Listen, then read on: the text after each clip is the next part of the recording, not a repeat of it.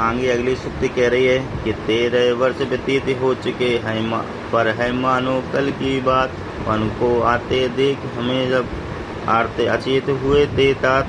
अब वह समय निकट ही है जब अवधि पूर्ण होगी वन की, किंतु प्राप्त होगी इस जन को इससे बढ़कर किस धन की।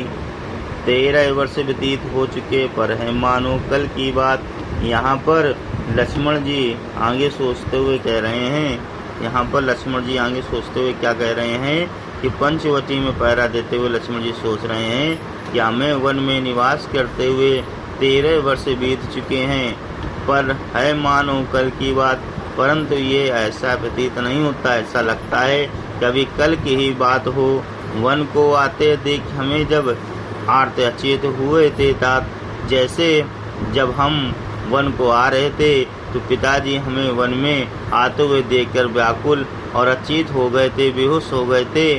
अब वह समय बहुत निकट है, अब वह समय निकट ही है जब अवधि पूर्ण होगी वन की।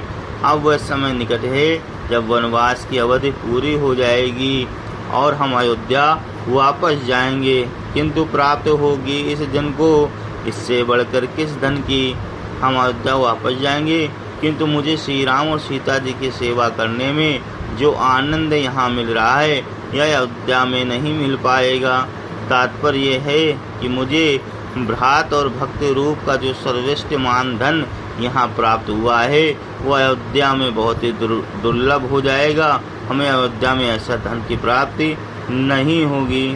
पूरे का एक बार अर्थ फिर से समझ लीजिए कि लक्ष्मण जी पंचवटी में पहरा देते हुए सोच रहे हैं कि 13 वर्ष व्यतीत हो चुके हैं, लेकिन ऐसा लगता है मानो ये कल की ही बात हो जब हम लोग वन पे आ रहे थे, हम भैया और भाभी वन को आ रहे थे, तो पिताजी हम लोग को वन में आते हुए देख करके अचेत हो गए थे, व्याकुल हो गए थे, बेहोश हो गए थे।